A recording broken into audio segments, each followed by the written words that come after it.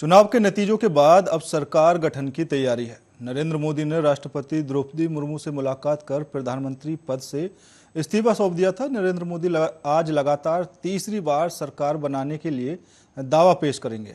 Bharatiya Janata party सरकार बनाने की कवायद में जुटी है, तो वहीं सहयोगी दलों की डिमांड लिस्ट भी सामने आने लगी है। सरकार गठन के लिए चंद्रबाबू नायडू और नीतीश कुमार की अपनी शर्तें हैं, तो बाकी घटक दलों की भी अपनी अपनी डिमांड है।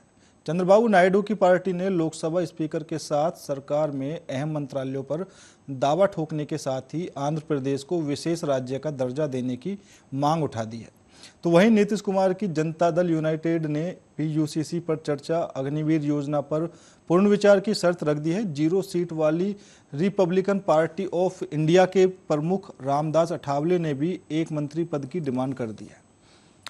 मंत्रिमंडल के लिए जेडीयू ने 4 सांसदों पर 1 मंत्री का फॉर्मूला दिया, तो वहीं 5 पर 1 के फॉर्मूले की भी चर्चा है। अब एनडीए में कई ऐसे दल भी हैं जिनके पास समर्थन के नाम पर सिर्फ 1-2 सीटें हैं, लेकिन वो भी मंत्री पद की मांग कर रहे हैं।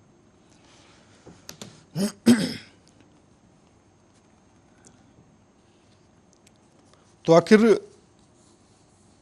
एनडीए के जो छोटे छोटे दल हैं उनको मंत्रिमंडल में क्या जगह मिलेगी वो भी देखा जाएगा, लेकिन फिलहाल जितने भी एनडीए के दल हैं वो फिलहाल सरकार बनाने के लिए ही नरेंद्र मोदी के साथ खड़े हैं। और ख़ास तौर पर सभी दलों के नेताओं ने नरेंद्र मोदी को एनडीए का नेता चुन लिया है और अपना समर्थन पत्र भी सभी ने दे दिया है।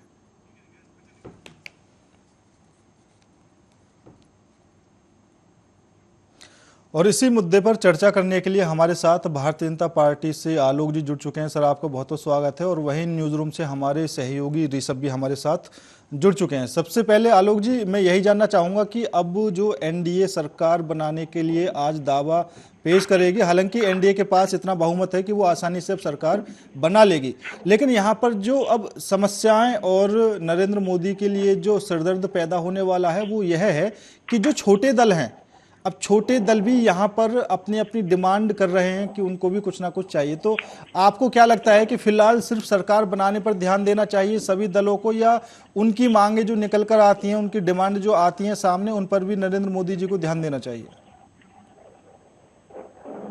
देखिए पुष्पेंद्र जी, ताजा सरकार है जी, इसमें कोई भी फैसला लेने के पहले अन्य व्यक्तियों से लगातार सलाह मशवरा करना पड़ेगा।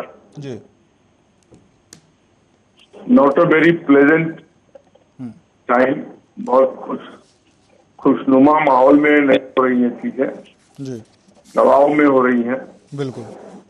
तो अभी ये देखना होगा कि समय के साथ समन्वयता कितनी बन पाती है एक दूसरे के साथ, जी, और प्रेशर कितना आता है दूसरे जगहों से। जी, तो अभी तो एक तरीके से समझिए कि हनीमून टाइम है, अभी तो सब अच्छा अच्छा लगेगा। बिल्कुल। थोड़ी गाड़ी आगे बढ़ेगी तब पता लगेगा कि ये 5 साल पूरा करेगा या बीच में ही दम तोड़ देगा। तो क्या आलोक जी, जैसे नीतीश कुमार पहले से भी पाला बदलते रहे हैं, अभी आपने अच्छी बात कही कि अभी शुरुआत है, बाद में पता चलेगा कि आखिर क्या होता है। तो अभी क्या आपके हिसाब से अगर हम जानना चाहें तो क्या लगता है कि नीतीश कुमार टिक पाएंगे या अपनी मांगों को लेकर कुछ ऐसे मुद्दे बनाएंगे जो वो संतुष्ट ना हो? नहीं, अभी तो मुझे नहीं लगता है कि नीतीश कुमार को ऐसा प्रेशर बनाए जिससे कि कुछ गड़बड़ी हो। कुछ रेपुटेशन का भी सवाल होता है। बहुत पाला बदल चुके, बहुत पलटी मार चुके, अब उनको स्थिर होकर एक जगह रहना चाहिए। लेकिन और भी चीजें हैं, जैसे कि चंद्रबाबू नायडू ने अपने मैनिफेस्टो में मुस्लिम अपीजमेंट की बात की है जी, और मुस्लिम को 5% रिजर्वेशन देने की बात की है, वो उनको देना पड़ेगा। तो इन चीजों को कैसे भारतीय जनता पार्टी रिजॉल्व करती है, ये सब आगे। और मुझे उम्मीद है कि 30-35 वर्षों का तपाया जी नरेंद्र मोदी जी का इतिहास शायद इस चीज को सफलीभूत ढंग से आगे तक ले जाए। ठीक है सर। ऋषभ, मैं आपसे जानना चाहूंगा, जो एनडीए में छोटे दल शामिल हैं जिनके पास एक दो सीटें हैं, तो क्या वो नरेंद्र मोदी जी के लिए सिरदर्द बन सकते हैं? ऋषभ। हाँ जी, देखिए सबसे पहले तो बात कर लेते हैं मंत्रालयों की कि अभी तक किस तरह से मंत्रालय जो है वो सौंपे जाने की बात निकल कर आ रही है। तो बीजेपी जो है 4-1 के फॉर्मूले के तहत आगे बढ़ सकती है, जिसका मतलब है कि गृह, वित्त, रक्षा और विदेश जैसे बड़े मंत्रालय बीजेपी के पास रहेंगे, जबकि उनके सहयोगियों को इन मंत्रालयों में राज्य मंत्री MOS का पद दिया जाएगा। सूत्रों के हवाले से खबर निकल कर आई है कि जेडीयू ने रेलवे, कृषि और वित्त अहम जैसे मंत्रालय मांगे हैं, और इसी तरह से जो भी छोटे छोटे दल हैं वो भी लगातार जो है वो भी मंत्रालयों की मांग कर रहे हैं। तो यहाँ पर बीजेपी के लिए, देश के मोदी के लिए जो है आने वाले समय में ये एक बड़ा चिंता का कारण बन सकता है, क्योंकि जब नीतीश मंत्रालय दिए जाएंगे, जब नायडू को मंत्रालय दिए जाएंगे, तो फिर वो लोग भी जो है मंत्रालय की जायज के तौर पर मांग करेंगे। अभी देखने वाली बात होगी कि ये किस तरह से मैनेज करते हैं, और अगर मंत्रालयों की उनकी बात नहीं मानी जाती है तो आने वाले समय में खतरा ये भी है कि अब नहीं तो 6 महीने, साल भर के बाद जो है वो लोग जो है कामकाज को देखकर अपना खेमा भी बदला जा सकता है। तो यहाँ पर जो प्रधानमंत्री जो नरेंद्र मोदी हैं उनके लिए ये एक बड़ी चुनौती होगी, वो किस तरह से छोटे जो घटक दल हैं उन्हें अपने साथ जोड़े रहेंगे, क्योंकि हाल ही में अगर उन्हें मंत्रालय नहीं दिए गए तो एक बड़ी समस्या जो है वो एनडीए गठबंधन के लिए खड़ी कर देंगे, और जिसका फायदा जो है वो इंडिया गठबंधन पूरी तरह से बुनाने के लिए तैयार बैठा। बिल्कुल। और आलोक जी, यहाँ पर क्योंकि 2 ही पार्टियां हैं फिलहाल जो बीजेपी के साथ बड़ी सीटें लेकर आई हैं, जेडीयू और टीडीपी। अब टीडीपी की तरफ से भी जिस तरीके से मांग उठ रही है कि उनको लोकसभा स्पीकर भी चाहिए, और जो और बड़े पद हैं, मंत्रालय हैं, उन पर भी उनका विशेष वो है, और विशेष राज्य की भी वो मांग कर रहे हैं अपने आंध्र प्रदेश के लिए।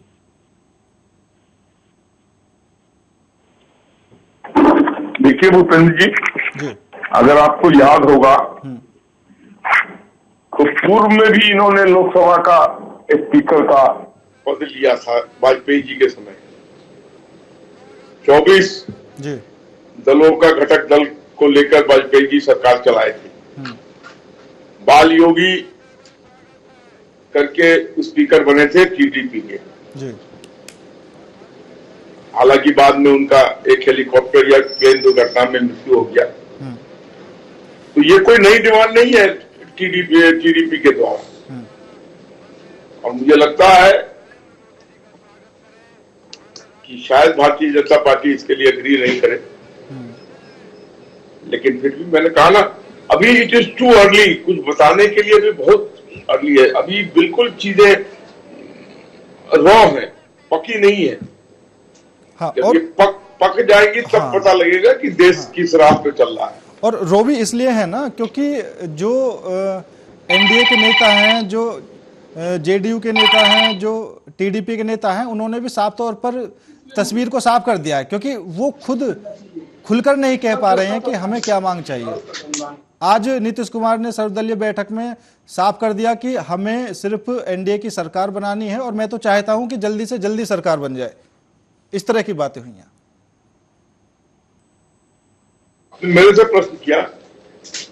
हाँ जी, हाँ जी, मेरे से प्रश्न किया? जी जी आलोक जी, मैं ये कह रहा था कि जितने भी एनडीए के नेता हैं, जो एनडीए के दल हैं, जैसे हम टीडीपी की बात करें, हम जेडीयू की बात करें, तो नीतीश, जैसे सूत्रों के हवाले से खबरें आ रही थी कि भाई ये इस तरह की मांगे कर रहे हैं, या टीडीपी की तरफ से इस तरह की मांगे हो रही हैं, लेकिन आज नीतीश कुमार ने भी सर्वदलीय बैठक में साफ कर दिया कि हमें किसी तरह की मांग की जरूरत नहीं है, हम तो सिर्फ इतना चाहते हैं कि फिलहाल एनडीए की सरकार बन जाए, और मैं तो ये चाहता हूँ कि आज ही बन जाए। देखिए भूपेंद्र भाई जी, राजनीति में हाथी के दांत दिखाने के और होते हैं, खाने के और होते हैं। बिल्कुल, और नीतीश कुमार जी को तो हर कोई जानता है। इसलिए मैं कुछ ज्यादा बोलना नहीं चाहूंगा जी। नीतीश को, आदरणीय नीतीश कुमार है, लेकिन उनका फेमस नाम जो है बिहार में, वो उससे भी आप अवगत होंगे। बिल्कुल। तो इसलिए मैंने फिर कहा, too early to speak anything.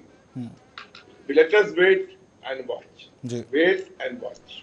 बिल्कुल, वेट एंड वॉच वाली जैसी स्थिति फिलहाल बनी हुई है। और आपने देखा हाँ। अभी बहुत सी चीजों का ये धीरे धीरे ये लोग उसके बारे में बोल रहे हैं। अभी आज मैंने पढ़ा अखबार में कि 2-3 अखबारों में मैंने पढ़ा कि अब ये अग्निवीर को भी चाहते हैं संशोधित करना, और राजनाथ जी ने कहा कि मैं संशोधन करने के लिए तैयार हूँ। बिल्कुल, और यूसीसी को लेकर भी उन्होंने कहा है। ये सब चीजें धीरे धीरे करके आएंगी। हाँ, आज से पहले अगर आप मुझसे पूछते हैं सब व्यक्तिगत तौर पर, बिल्कुल, भारतीय जनता पार्टी बब्बर शेर थी जी। अभी के स्थिति में भारतीय जनता पार्टी बुरा शेर बन गई है जी। है तो शेर ही, बिल्कुल, लेकिन उसके सारे दांत निकाल दिए गए जी। अब वो तेवर लाना, कोई चीज को इम्प्लीमेंट कराना, आप दूसरों से पूछना पड़ेगा जी। अब कहाँ कितनी सहमति बनती है, कितनी नहीं बनती है, इस पर चीजें तय होंगी। जी। तो इन सब के लिए क्या कर सकते हैं आप और मैं? वेट एंड वॉच कर सकते हैं। बिल्कुल, और यहाँ उधर उधर उधर उधर उधर इंडी गठबंधन घात लगाए हुए है। बिल्कुल, कभी वो उप प्रधानमंत्री का पोस्ट दे रहा है, कभी नीतीश कुमार को होम मिनिस्ट्री दे रहा है जी। आप समझ रहे हैं ना? बिल्कुल, इधर जो कठिनाई है सो है, उधर भी लोग पगनखा पहन के बैठे हुए हैं कि कब नोच ले उसको अपने पाले में। तो it's not a very stable situation. Wait and watch, wait and watch, यही मैं कह सकता हूँ। बिल्कुल। और ऋषभ, जैसा चिराग पासवान की तरफ से शुरू से ही कहा जा रहा था, और जिस दिन नतीजे आए थे उस दिन भी चिराग पासवान ने साफ कर दिया था कि मैं तो नरेंद्र मोदी के साथ खड़ा हूं, और वो आज भी और कल भी उन्होंने साफ कर दिया कि हमारी तरफ से किसी तरह की कोई डिमांड नहीं है। तो क्या लगता है कि अभी सरकार बनने से पहले और सरकार बनने के बाद लोगों के बयान बदल सकते हैं, लोगों की सोच बदल सकती है, एक दूसरे को देखकर बदल सकते हैं कि इनको अगर मंत्रालय मिला है तो फिर हमें क्यों नहीं मिला? देखिए, अमूमन इस बात में कोई भी आशंका नहीं है, क्योंकि चाहे नीतीश कुमार की बात करें या फिर पासवान की बात करें, तो नीतीश कुमार वो नेता है जो इस समय तो कह रही है कि ज्यादा कुछ उन्हें जरूरत ही नहीं है, लेकिन भाई सूत्रों के हवाले से खबर ये भी है कि उन्होंने बड़े मंत्रालय मांगे हैं। और नीतीश कुमार लोकसभा चुनाव से पहले लगातार जो है वो बीजेपी का विरोध करते आए हैं, बीजेपी की नीतियों का विरोध करते आए हैं, जो भी योजनाएं निकाली है वो विरोध करते आए हैं, चाहे अग्निवीर हो या फिर और भी कोई योजनाएं हो। और वहीं पे लोकसभा चुनाव से पहले उन्होंने इंडिया गठबंधन को एक मंच पे शामिल भी किया था, यानी बनाने का काम उनका ही था, और उसके बाद उन्होंने छोड़ा और बीजेपी को जाके ज्वाइन कर लिया। लेकिन यहाँ पे आने वाला वक्त बताएगा कि नीतीश कुमार अपनी बातों पे कितना अड़े रहते हैं, और वहीं चिराग पासवान जो है वो आने वाले समय में कितना अड़े रहते हैं, क्योंकि जयंत चौधरी भी जो है वो एनडीए के अंदर शामिल हो चुके हैं। तो अगर उन्हें कोई बड़ा मंत्रालय मिलता है तो जाहिर सी बात है चिराग पासवान जो है वो भी मंत्रालय की मांग आगे करेंगे। और जिन योजनाओं का लगातार अभी तक नीतीश कुमार विरोध करते आए हैं, उन योजनाओं पर भी काम करवाने की बात की जाएगी, उन योजनाओं में भी बदलाव करवाने की बात की जाएगी। सबसे पहले तो अग्निवीर ही है जो इस वक्त देश के अंदर बहुत बड़ा मुद्दा बन चुकी है। तो अगर अब और जाहिर सी बात है, सर्वसम्मत वाली बात जो है यहाँ पर देश के प्रधानमंत्री कह चुके हैं कि सर्वसम्मति से जो है अब ये सरकार चलने वाली है। अब सर्वसम्मति का तो मतलब यही है कि जो आपके मंत्री हैं, जो भी आपके नेता हैं, आपको उन सब की बात माननी पड़ेगी। और इस बात में कोई परहेज नहीं है कि नीतीश कुमार आने वाले समय में अपनी डिमांड जरूर रखेंगे, या फिर चिराग पासवान जो है वो भी मंत्रालयों की मांग जो है वो कर सकते हैं। बिल्कुल। तो आलोक जी, इस हिसाब से हम यह समझे कि अब तक जो मोदी जी कहते आए थे मोदी की गारंटी, तो क्या उस गारंटी में अब नीतीश कुमार और जो अन्य दल हैं वो सेध मार सकते हैं? क्योंकि पहले सभी अब भूपेंद्र जी चंद्रबाबू की गारंटी और नीतीश कुमार की गारंटी से सरकार चलेगी। बिल्कुल। अब मोदी की गारंटी अगर लोग हिंदुस्तान के लोग मानते 272 उनको दे देते जी, और गारंटी लोगों ने बंद कर दिया जी। अयोध्या हरा दिया, फैजाबाद हरा दिया। ये सब क्या है? अब लोगों को राम धुन नहीं गाना है, लोगों को रोजगार चाहिए, लोगों को महंगाई से कमी चाहिए। तो अब ये सब बातें समझ में आनी चाहिए भारतीय जनता पार्टी। दूसरा, जो आरएसएस के साथ इन्होंने अपने संबंधों पर जो समय समय पर नड्डा जी ने जो बातें बोली, बिल्कुल, वो इनके लिए बहुत आत्मघाती साबित हुआ है। बिलीव कीजिए, आरएसएस के लोग चुनाव के दिन शिथिल पड़े हुए जी, और इस सबका प्रतिकूल असर पड़ा है चुनाव के रिजल्ट। बिल्कुल आलोक जी, क्योंकि आरएसएस वो संघ है, अगर कहीं पर कोई परेशानी आ जाती है, कोई दिक्कत आ जाती है, तो सबसे पहले संघ के लोग ही वहां पर पहुंचते हैं। और उसी संघ के लिए ये बीजेपी के कुछ लोग बोलते हैं कि हमें इनकी जरूरत नहीं है। बीजेपी के रीढ़ की हड्डी है आरएसएस। बिल्कुल, उसके साथ आपने इस तरीके की खिलवाड़ कर दी तो उसका रिजल्ट भी देख लिया।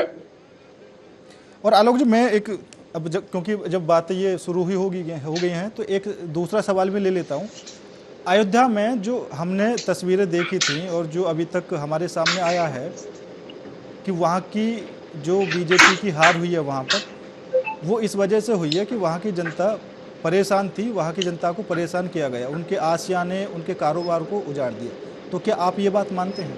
यस यस यस जी, आपने बहुत अच्छी बात कही है और बहुत सच्चाई से आपने इसको लगाया। वहाँ जिन लोगों के मकान उजाड़ दिए गए, उनको सही कंपनसेशन नहीं मिला।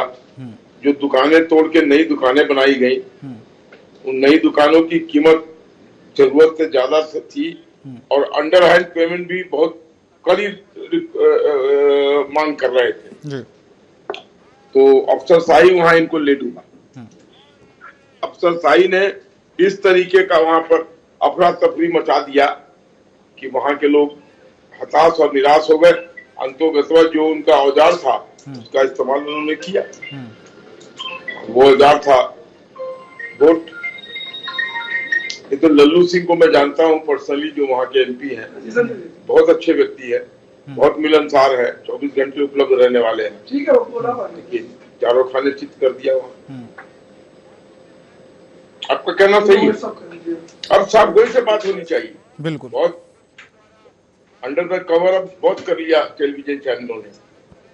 और आलोक जी, एक देश का नुकसान हुआ है। हाँ, एक बात और निकलकर सामने आ रही है, क्योंकि वो मेरे थोड़े निजी विचार हैं, तो मैं आपके सामने रख देता हूँ। जैसा भारतीय जनता पार्टी शुरू से कहती आई है कि हिंदू खतरे में है, अब अयोध्या के लोग भी तो वो हिंदू थे जिनका घर मकान उजाड़ दिया, तो इसका मतलब बीजेपी से ही हिंदू खतरे में है। देखिए, इस पर कोई टिप्पणी क्या करूं जी। आप सही कह रहे हैं, वहां के हिंदुओं ने ही हराया है।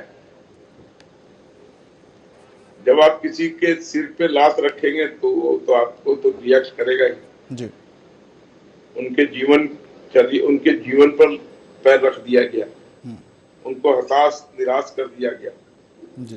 कंपनसेशन जितनी देनी चाहिए थी वो नहीं दी गई या समय पर नहीं दी गई।